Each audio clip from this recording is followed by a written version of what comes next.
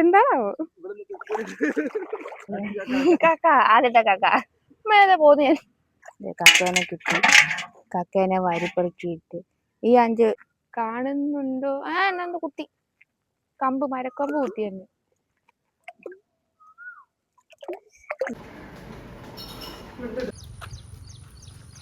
കലമൊക്കെ എടുത്ത് പോകുന്നത് കണ്ടോ? കലം എടുത്ത് നിക്കറൊക്കെ ഇട്ട് പോകുന്നത് എങ്ങോട്ടാ? എന്തിയെ അതാ എങ്ങോട്ടാ?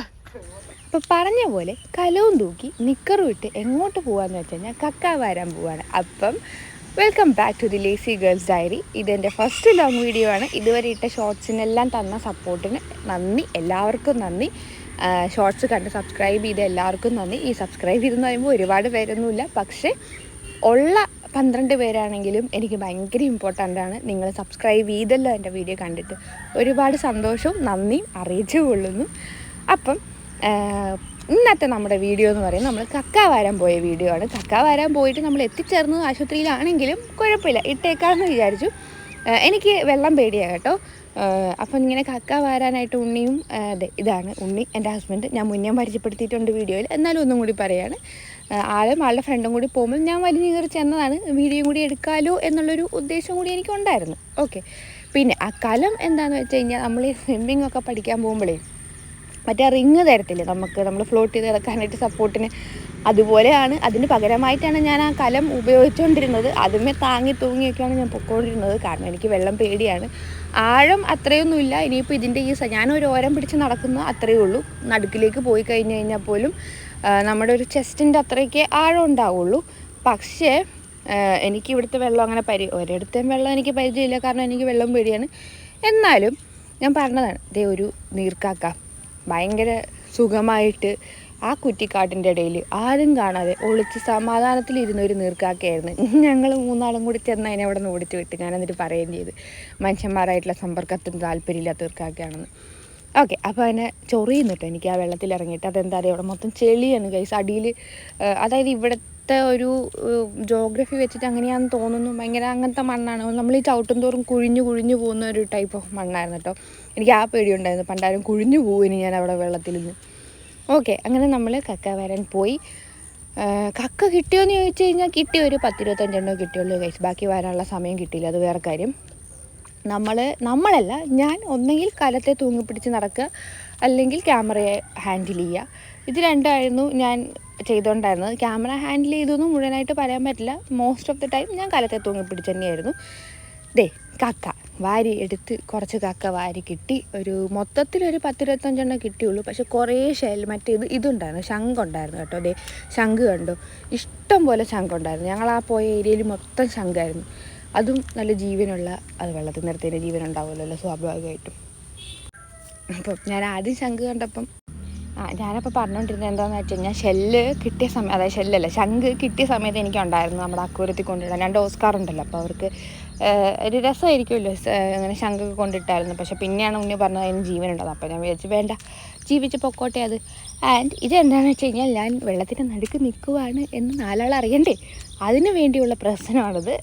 പക്ഷേ ഇത് നിങ്ങൾ കാണുന്ന പോലെ ചെറിയ തോട് പോലെ ഉണ്ടെങ്കിലും ഇതിൻ്റെ അപ്പുറത്തേക്ക് കായലാട്ടോ. നമ്മൾ കയാക്കിങ് പോണത് ഇത് കൂടെയൊക്കെ കയാക്കിങ് ചെയ്യുന്നുണ്ട്. ഈ ഇടവഴിയും മറ്റേ കണ്ടൽക്കാടിൻ്റെ ഇടയിൽ കൂടെയൊക്കെ കയാക്കിങ് ചെയ്യുന്നത് ആ വഴിയാണ് കേട്ടോ. ഇത് കുറച്ചും കൂടി അപ്പുറത്ത് ചെന്നപ്പോൾ കാണാമായിരുന്നു മറ്റേ ടൂറിസ്റ്റുകൾ തോണിയിലൊക്കെ പോകുന്നത് കാണാമായിരുന്നു. നമ്മൾ കക്ക പെറുക്കാനാണ് പോയതെങ്കിലും നമ്മൾ നിന്ന ഏരിയയിൽ മുഴുവനായിട്ടും ഉണ്ടായിരുന്നത് ഈ ശംഖാണ് കേട്ടോ. അതുകൊണ്ട് എന്താ പറയുക, അവിടുന്ന് കാര്യമായി കക്കയൊന്നും അല്ലേ, അപ്പുറത്തേക്ക് മാറിയപ്പോഴും കക്കയൊന്നും കിട്ടിയില്ല. കക്ക കിട്ടിയാലേ, പക്ഷേ കുട്ടിയുടെ കാല് മുറിഞ്ഞത് കൊണ്ടാണ് നമുക്ക് ബാക്കി കക്ക വാരാൻ പറ്റാതിരുന്നത്. ആകപ്പാടെ മൊത്തത്തിൽ 10-25 കക്കയെ ഞങ്ങൾക്ക് കിട്ടിയുള്ളൂ. ആൻഡ് ആ 10-25 കക്കയ്ക്ക് വേണ്ടിയിട്ടാണ് ഇത്രയും വലിയ കലം കൊണ്ടുപോയെന്ന് ചോദിച്ചാൽ അല്ല, കക്ക കിട്ടുമെന്നുള്ള പ്രതീക്ഷയിലാണ് കൊണ്ടുപോയത്. ആ പോയതാണ് 3ാമത്തെ ആൾ, ഉണ്ണിയുടെ ഫ്രണ്ട്. ഇത്രയും കക്ക കിട്ടിയുള്ളൂ കേട്ടോ ഗൈസ്. ഇതുവരേക്ക് നമുക്ക് ബാക്കി പെറുക്കിയാൽ കിട്ടിയാനെ. പക്ഷെ പറഞ്ഞ പോലെ കാലിലെ മുറിവ്. കക്ക പെറുക്കാനായിട്ട് ആ ഏരിയ മൊത്തം ഷെല്ലാണെന്നും പറഞ്ഞ് നമ്മൾ കക്ക പെറുക്കാൻ വേണ്ടി അടുത്ത ഏരിയയിലേക്ക് പോകുന്നതാണ് ഈ കാണുന്നത്. ആൻഡ് അവിടെ നിന്ന് പെറുക്കിയാണ് പോകുന്നതും. സംഭവം എന്താണെന്ന് വെച്ച് കഴിഞ്ഞാൽ, ഉണ്ണി ഇവിടെ വെച്ചാൽ ഉണ്ണിയുടെ നാടാണിത്. അപ്പം ഇവർക്ക് അറിയാം എങ്ങനെ പോകണം, എങ്ങോട്ട് പോകണം എന്നൊക്കെ ഉള്ളത്. അതിന് നമ്മൾ ഈ വെള്ളത്തിൽ ഇറങ്ങുന്നതിന് മുന്നേ നമ്മുടെ മാമൻ്റെ വീടിൻ്റെ ആ സൈഡിൽ നിന്നാണ് വെള്ളത്തിലേക്ക് ഇറങ്ങിയത്. അപ്പോൾ മാമൻ പറഞ്ഞിട്ടുണ്ടായിരുന്നു അവിടെ ഇങ്ങനെ കുറ്റിയുണ്ട്, അതിൽ ഇങ്ങനെ മുരിങ്ങ എന്ന് പറയുമ്പോൾ എനിക്ക് ആദ്യം അറിയത്തില്ലായിരുന്നു ഇത് ഈ ഓയിസ്റ്ററിൻ്റെ ഷെല്ലാണെന്നുള്ളത്. അപ്പോൾ അതുണ്ടാവും, അപ്പോൾ ശ്രദ്ധിക്കണേ എന്നൊക്കെ പറഞ്ഞിട്ടാണ് വിട്ടത്. ഇത്ര കാക്കിയാട്ടോ നമുക്ക് കിട്ടിയത്. പക്ഷേ നമ്മൾ സേഫായിട്ട് പോയിക്കൊണ്ടിരിക്കുകയാണ്. ആദ്യമേ ആ ചേട്ടൻ പോയി, അത് കഴിഞ്ഞ് ഉണ്ണി പുറകെ പോകുന്നു. പക്ഷേ ഉണ്ണി എന്ത് ചെയ്തെന്ന് വെച്ച് കഴിഞ്ഞാൽ എനിക്ക് വെള്ളം പേടിയാണ്, പിന്നെ എനിക്ക് പരിചയമില്ലാത്ത സ്ഥലവും കൂടിയല്ലേ. അപ്പം എന്നെ നോക്കി ഞാൻ സേഫായിട്ടാണോ വരുന്നതെന്ന് നോക്കി തിരിഞ്ഞ് നടന്നിട്ട് പോയി കാലെവിടെയോ തട്ടി. അപ്പോൾ കാല് തട്ടിയത് എന്തിലേക്കാണെന്ന് അറിയാൻ വേണ്ടി തിരിഞ്ഞതും അതുമേൽ ഒരഞ്ഞ്. അങ്ങനെ നമ്മുടെ ഈ തള്ളവിരലിൻ്റെ തൊട്ടിപ്പുറത്തെ വിരൽ, ആ വിരലിൻ്റെ തുമ്പത്ത് എപ്പോഴും കാലിൻ്റെ വിരൽ പോയി ഇടിക്കണം, എവിടെയെങ്കിലും പോയി ഇടിക്കുവാണെങ്കിൽ ഇടിക്കണ ഒരു സ്ഥലമുണ്ടല്ലോ, അവിടെ അങ്ങ് ചെത്തിപ്പോയി എന്ന് പറഞ്ഞു കഴിഞ്ഞാൽ ഫ്ലഷ് അങ്ങനെ അങ്ങ് ചെത്തിപ്പോയി. അപ്പോൾ ഇങ്ങനെ തൂങ്ങി കിടക്കുകയായിരുന്നു. അപ്പോൾ ആശുപത്രി പോയപ്പം എന്ത് സംഭവിച്ചെന്ന് വെച്ച് കഴിഞ്ഞാൽ വിരലിൻ്റെ ആ തുമ്പായതുകൊണ്ട് സ്റ്റിച്ച് ഇടാനൊക്കത്തില്ല എന്ന് പറഞ്ഞു. അതിന് വേണ്ടി സ്റ്റിച്ച് ഇടാനുള്ള മുറിവുണ്ട്, പക്ഷേ സ്റ്റിച്ച് ഇടാനൊക്കത്തില്ല എന്ന് പറഞ്ഞു. അപ്പോൾ ഡ്രസ്സ് ചെയ്ത് വിട്ടേക്കുവാണ്. എല്ലാ ഓൾട്ടർനേറ്റീവ് ഡേയ്സും പോയി ഡ്രസ്സ് ചെയ്യണം. ഇതുവരേക്ക് മുറിവ് ഉണങ്ങിയിട്ടില്ല. ഇതിപ്പം നമ്മൾ അന്ന് മുറിവായി, ഇന്നലെ ഒരു ദിവസം കഴിഞ്ഞു, ഇന്ന് ഡ്രസ്സ് ചെയ്യാൻ വേണ്ടി പോയിട്ടുണ്ടായിരുന്നു. പക്ഷേ അത് ഉണങ്ങിയിട്ടില്ല, ഇപ്പോഴും ഫ്രഷ് ആയിട്ട് തന്നെ ഇരിക്കുക എന്നാണ് പറഞ്ഞത്. അപ്പം അതിൻ്റെ ഒരു ബുദ്ധിമുട്ടുണ്ട്. അതല്ലാന്നാണെങ്കിൽ ആൾ ഓക്കെയാണ്. ഈ ഇരിക്കണ കണ്ടോ, പേടിച്ചിരിക്കുക, ഇഞ്ചക്ഷൻ എടുക്കുമെന്ന് ആലോചിച്ച് പേടിച്ചിരിക്കുകയാണ്.